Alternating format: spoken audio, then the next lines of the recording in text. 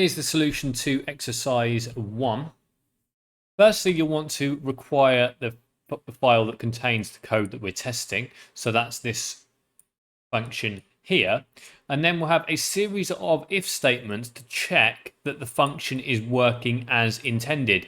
In this case, I've used 3 different if statements. And what I want to do is check that the function is returning the right sort of result for any given input. I'm checking that the function is working as intended. So to do that, I first of all pass it the value of 20, and I'm saying that I expect when the function is given the value of 20, it should return false and not true. If it returns true, then the test has failed because 20 should be a false. It should not be a pass.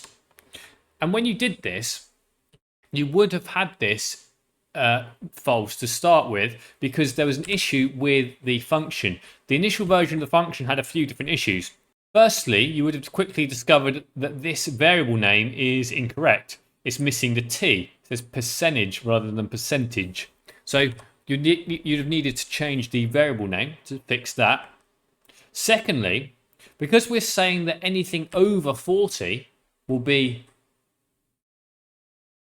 a pass, this is wrong because this is saying if percentage is less than 40, then return true, otherwise return false. What we actually want is if the percentage is over 40. So you need to flip that around, but just flipping that around wouldn't have been enough because what we actually want is greater than or equal to 40. So you would have needed an equal sign, a greater than or equals there, as I have on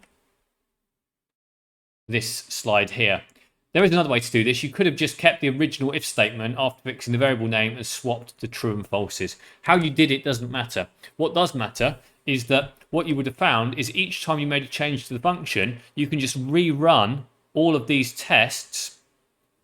And after you've rerun the tests, you can then be confident that you've fully tested the function because you've tested all the different outcomes. And that's the reason why I've got a value under 40, a value over 40, and 40 itself.